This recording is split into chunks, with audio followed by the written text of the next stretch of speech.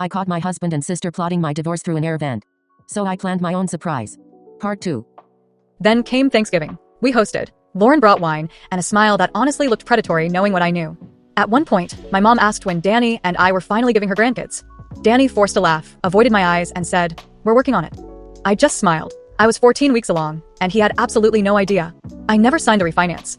Instead, my lawyer and I didn't wait for his January bonus.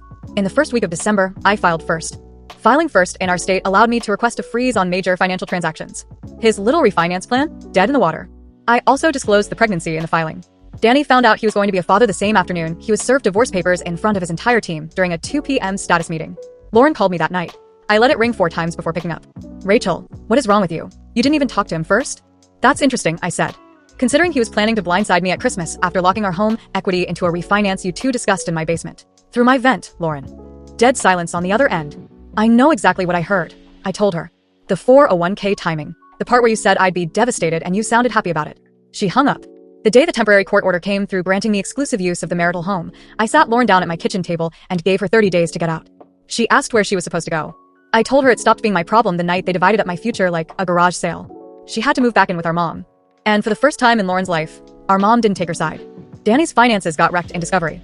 The court saw the hidden credit union money as a dissipation of assets and awarded me a larger share to offset it. Because the refinance was frozen, the house was appraised fresh. Given the circumstances and the baby on the way, I kept the house, and he got his cut from other marital assets. And his January bonus? It vested right after I filed, meaning it was still fully part of the marital estate.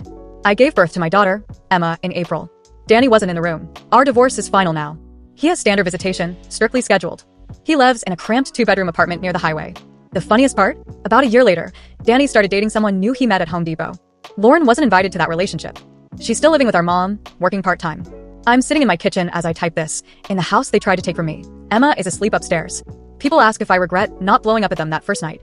I don't, because the version of me that stayed quiet for 6 weeks is the reason my daughter has a home, and the reason I never had to beg for what was already mine.